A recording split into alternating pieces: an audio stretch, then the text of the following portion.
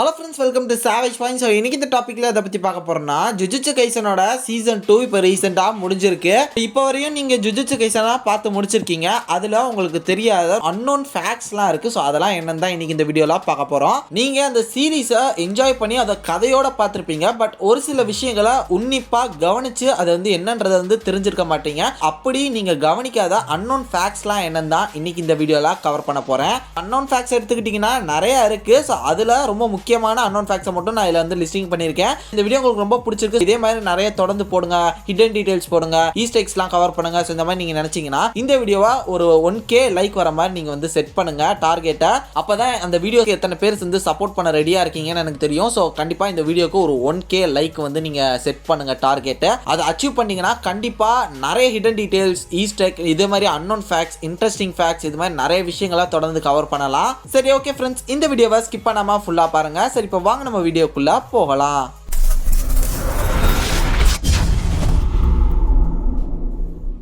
First நம்ம பார்க்க போகிறது யூஜி டதோரி சுக்குனாவோட பவர்ஃபுல். அது உங்களுக்கு தெரியுமா? எப்படின்னு கேட்குறீங்களா? நம்ம யூஜி டதோரி இந்த ஒரு ஜுஜுட்சு ஹைக்கு வரதுக்கு முன்னாடியே செம பவர்ஃபுல்லான ஒரு சூப்பர் ஹியூமன் பீயிங் அப்படின்ற மாதிரி அவரை காமிச்சிருப்பாங்க. எந்த விதமான கர்ஸ்ட் எனர்ஜி, எந்த விதமான டெக்னிக்ஸையும் கற்றுக்காமலே பார்த்தீங்கன்னா ஒரு கிளாஸை பிரேக் பண்ணுற மாதிரியும், ஒரு இரும்பு பாலை செம பவர்ஃபுல்லாக வீசி ஃபுட்பால் கோல் போஸ்டே அடித்து நொறுக்கிற மாதிரியும், இது மட்டும் இல்லாமல் ஒரு நார்மல் ஹியூமன் ஓடக்கூடியதை தாண்டி அவங்களே சேஸ் பண்ணி பயங்கர ஓடக்கூடியது. ஸோ இது மாதிரி எல்லா விதத்துலையும் பார்த்தீங்கன்னா யூஜி வந்து ஒரு ஸ்ட்ராங்கஸ்ட் அண்ட் பவர்ஃபுல் பர்சன் அப்படின்ற மாதிரி காமிச்சிருப்பாங்க. ஸோ இதன் காரணமாக தான் யூஜி டதோரி சுக்குனாவோட விரலை சாப்பிட்டதுக்கு அப்புறமும் கூட யூஜி வந்து சுக்குனாவை வந்து ஓவர்டேக் பண்ணி அவரோட பாடியை அவர் கண்ட்ரோலுக்கு வந்து எடுத்துக்குவாரு. ஆக்சுவலாக இந்த விஷயம் சுக்குனாவை வந்து வெறுப்பேற்றிருக்கும், அவருக்கு வந்து கோவத்தை கிளப்பியிருக்கும். என்ன இவன் நம்மளை வந்து கண்ட்ரோல் பண்ண விட மாட்டான், நம்மளை ஓவர்டேக் பண்ணி அவரோட பாடி அவனே கண்ட்ரோலுக்கு எடுத்துக்கிறானே, அந்த அளவு பவர்ஃபுல்லாக இருக்கானேன்னு சொல்லிட்டு அவருக்கு அவர் மேலே கோவம் வந்திருக்கும். ஸோ அந்த டைமில் தான் வந்து பார்த்தீங்கன்னா ஒரு சில கான்ட்ராக்ட்ஸ்லாம் யூஜி டதோரியோட போட்டுட்டு மெகிமியோட பாடிக்கு வந்து பிளான் பண்ணிட்டு இருப்பாரு.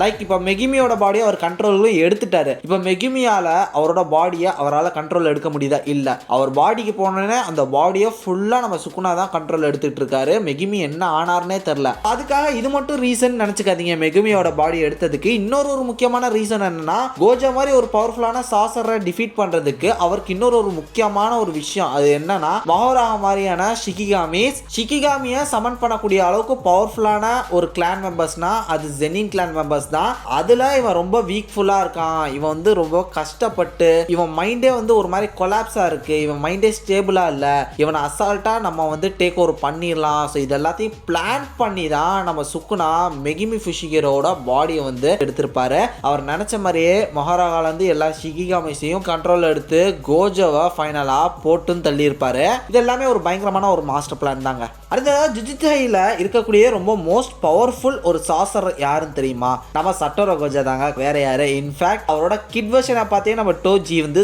ஷாக் ஆயிருப்பாரு, யார் ராமே அப்படின்ற மாதிரி. அவரோட கிட் பிரசன்ஸே வந்து பார்த்தீங்கன்னா அவ்வளோ பவர்ஃபுல்லாக இருக்கும். ஏன் இவர் வந்து ஜுஜுட்சு ஹைலே ரொம்ப பவர்ஃபுல்லான ஒரு சாசர்னு சொல்றாங்கன்னா, இவரால் மட்டும்தான் ஒரு நாளைக்கு மல்டிபிள் டைம் ஆஃப் டொமைன்ஸை வந்து கிரியேட் பண்ண முடியும். அதுக்கு முக்கியமாக அவருக்கான எனர்ஜி சோர்ஸ் எது தருதுன்னா, இன்ஃபினிட்டி அண்ட் 6 ஐஸ் மூலமாக வந்து பார்த்தீங்கன்னா அதுக்கான பவர்ஸ் இவருக்கு கிடைக்குது. இது மட்டும் இல்லாமல் தன்னோட டொமைன் மூலமா ஒரு எண்ட்லெஸ் ஸ்பேஸை வந்து இவரால் உருவாக்க முடியும். பிளாக் ஹோல் மாதிரியே ஒரு விஷயத்தை வந்து கிரியேட் பண்ணி புரட்டி எடுத்த விஷயங்கள்லாம் நம்ம பார்த்துருப்போம். ஸோ அதனால தான் இப்போ வரையும் நம்ம கோஜோ வந்து அவர் இறந்தே போயிருந்தாலும் ஜுஜுட்சு ஹைல செம பவர்ஃபுல்லான ஒரு சாசரா கோஜோவை பார்க்குறோம். தென் இன்னொரு முக்கியமான விஷயம், சட்டோரோ கோஜோ வந்து கக்காஷியோட அப்படியே ஒரு ரெப்ளிகா, அவரோட காப்பி கேட் அப்படின்ற மாதிரி நிறைய பேர் சொல்லி கேள்விப்பட்டிருப்போம். ஆக்சுவலாக இந்த ரெண்டு கேரக்டருக்கான ஒரு ஒற்றுமை அப்படின்றது என்னன்னா, அது அந்த கண்ணை கட்டி இருக்கிறது மட்டும்தான். இன்னொரு விதத்துல ஒரு ஒற்றுமை என்னன்னா, இவங்க ரெண்டு பேருமே ஒரு விதத்துல டீச்சர்ஸா இருந்திருக்காங்க, அவ்வளவுதான். மற்றபடி இந்த ரெண்டு கேரக்டர்ஸோட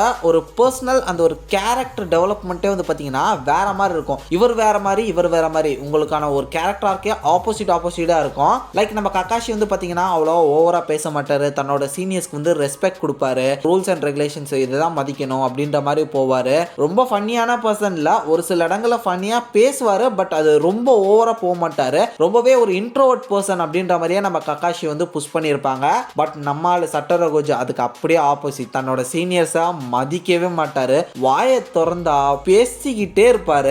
ரொம்ப ஃபன்னியான பர்சன். தன்னோட டீமை எப்பயுமே ஜாலியாக கலகலப்பாக வச்சிருக்கக்கூடிய செம்ம ஒரு எக்ஸ்ட்ரோவர்ட் பர்சன்னே சொல்லணும். இது மட்டும் இல்லாமல் சட்டரகோஜுக்கு வந்து பார்த்தீங்கன்னா ஸ்வீட்ஸ்லாம் ரொம்ப பிடிக்கும் அப்படின்ற மாதிரி காமிச்சிருப்பாங்க. ஸோ இதெல்லாம் அந்த ஒரு கேரக்டருக்கான கான்ட்ராஸ்டான ஒரு கேரக்டரிஸ்டிக்னே சொல்லணும். உருவத்தால் மட்டும்தான் அந்த ஒரு வெள்ளை முடி, இது மட்டும் இல்லாமல் அந்த கண்ணை கட்டி இருக்கிறது, அது மட்டும் இல்லாமல் ஒரு டிஃப்ரெண்டான ஒரு ஐ வச்சிருக்கிறது, இது மாதிரி ஒரு சில ரிசம்பிளன்ஸ் வந்து இந்த ரெண்டு கேரக்டருக்கான ஒரு இன்ஸ்பிரேஷன் அப்படின்ற மாதிரி நமக்கு தெரிஞ்சாலுமே ஓவராலாக இந்த கேரக்டர் வேற அந்த கேரக்டர் வேற அப்படின்றத ரைட்டர்ஸே எழுதியிருக்காங்க. இன்னொரு முக்கியமான விஷயம் உங்களுக்கு தெரியுமா? நனமி எவ்வளோ பவர்ஃபுல்லான கேரக்டர், நம்ம நிறைய பேருக்கு ரொம்ப ஃபேவரட்டான ஒரு முக்கியமான கேரக்டராகவே இருந்திருப்பாரு. ஃபர்ஸ்ட் ஜுஜுட்சு ஹைல ஒரு ஸ்டூடெண்டா ஒரு சாசரா இருந்திருப்பாரு. தென் அவர் அதை விட்டுட்டு தனியாக ஒரு கார்பரேட் கம்பெனியில் ஒர்க் பண்ணிட்டுலாம் இருந்திருப்பாரு. அதுக்கப்புறம் மறுபடியுமே ஒரு ஜுஜுட்சு ஹைக்கு வந்து ஃபைனலாக செத்தும் போயிருப்பாரு. பட் ஸ்டார்டிங் அந்த ரைட்டிங் ஸ்டேஜஸ்ல நனாமி வந்து பார்த்தீங்கன்னா ஒரு வில்லன் கேரக்டராக கொண்டு வரலாமா அப்படின்னு தான் அவங்க பிளான் பண்ணி இருந்திருக்காங்க. அதாவது இது வந்து இனிஷியல் ஸ்டேஜ், அந்த ஒரு கதைக்கான ஸ்டார்டிங் ஸ்டேஜஸ்ல நனாமி வந்து ஒரு வில்லன் கேரக்டராக கொண்டு வரலாமா அப்படின்ற மாதிரி தான் அவங்க வந்து பிளானே பண்ணியிருக்காங்க. ஆக்சுவலி சுகுரு கெட்டோசா அவரும் வந்து பார்த்தீங்கன்னா வில்லனா மாறி இருப்பாரு. அதே மாதிரி நனாமியும் ஒரு வில்லனா கொண்டு வரலாமா அப்படின்ற மாதிரி பிளான் பண்ணியிருக்காங்க. பட் அவங்களோட ரைட்டிங் என்ன ஆச்சுன்னு தெரியல, திடீர்னு மாற்றி இது வந்து ஒரு பெஸ்ட் கேரக்டர் அப்படின்ற மாதிரி ரைட்டிங் பண்ணி முடிச்சிட்டாங்க. அடுத்ததாக சுக்குனா மோஸ்ட் பவர்ஃபுல்லான ஒரு கேரக்டராக இப்போ வரையுமே ஜுஜுட்சு கைசன் அந்த சீரீஸ்லாம் காமிச்சிட்டு இருக்காங்க அவரை. இவர் வந்து ஒரு மேல் கேரக்டரா இல்லை ஒரு ஃபீமேல் கேரக்டரா அப்படின்னு சொல்லி இப்போதைக்கு நிறைய பேருக்கு ஒரு பெரிய டவுட்டே வந்துகிட்டு இருக்கு. இப்போ வரையுமே மேல் அப்படின்ற மாதிரி தான் காமிச்சிட்டு இருக்காங்க. பட் நிறைய பேருக்கு ஒரு டவுட் இருக்கு, இவரோட ஜெண்டர் ஒருவேளை ஃப்ளூயிடா அப்படின்ற மாதிரி. ஏன்னா இவருக்கு ஒரு ஒய்ஃப் இல்லை, ஒரு கிட் இல்லை, இவருக்கு எந்த விதமான ரிலேஷன்ஷிப்பும் இல்லை. ஏன் இவருக்கான ஒரு ஆர்ஜினே வந்து ரொம்ப ஒரு மிஸ்ட்ரியா இருக்கு. எனக்கு தெரிஞ்சு சுக்குனாவோட கூடவே இருக்கக்கூடிய ஒரு முக்கியமான ஒரு கேரக்டரா யார் இருந்திருப்பாங்கன்னா உராமே மட்டும்தான் இருந்திருப்பாங்க. அவங்களுமே ஒரு லேடின்றதை இப்போ ரீசெண்டாக அதை கன்ஃபார்ம் பண்ணியிருக்காங்க. ஏன் உராமே மட்டும் அவர் கூட இருக்காங்க, அதுக்கான காரணம் என்ன? ஏன்னா சுக்குனா ஒரு இதயமே இல்லாத ஒரு கல் நெஞ்சக்காரர், அவர் ஏன் உராமேவை தான் கூடயே வச்சிருக்காரு, அந்த ஒரு ரீசனும் நமக்கு வந்து தெரியல. இப்படி நிறைய கேள்விகள் சுக்குனாவை வந்து சுற்றி இருக்கிற இந்த ஒரு சுச்சுவேஷனில் அவர் வந்து ஒரு ப்ராப்பர் மேலும் இல்லை, ஒரு ப்ராப்பர் ஃபீமேலும் இல்லை, அவரோட ஜென்டரே வந்து பார்த்தீங்கன்னா ஃப்ளூயிட். ஸோ இதன் காரணத்தினால தான் அவர் வந்து பார்த்தீங்கன்னா தனியாகவே இருக்காரு அப்படின்ற மாதிரியான ஒரு புது தியரி இப்போ கிளம்பிக்கிட்டு இருக்கு. ஓகே ஃப்ரெண்ட்ஸ், இந்த அன்னோன் ஃபேக்ட்ஸ் வீடியோ உங்களுக்கு ரொம்பவே பிடிச்சிருக்கும்னு நினைக்கிறேன். ஸோ நான் இன்ட்ரோலே சொன்ன மாதிரி இந்த ஃபேக்ட்ஸ் உங்களுக்கு ரொம்ப பிடிச்சிருக்குன்னா மறக்காம லைக் பண்ணுங்க. எவ்வளோ பேர் லைக் பண்ணுறீங்களோ அப்போ தான் இந்த கண்டென்ட் உங்களுக்கு ரொம்ப பிடிச்சிருக்குன்னு எங்களுக்கு தெரியும். ஸோ அதை பேஸ் பண்ணி இதே மாதிரியான கண்டென்ட்ஸை நாங்கள் தொடர்ந்து போடுவோம். ஸோ அதனால் மறக்காம லைக் பண்ணிடுங்க.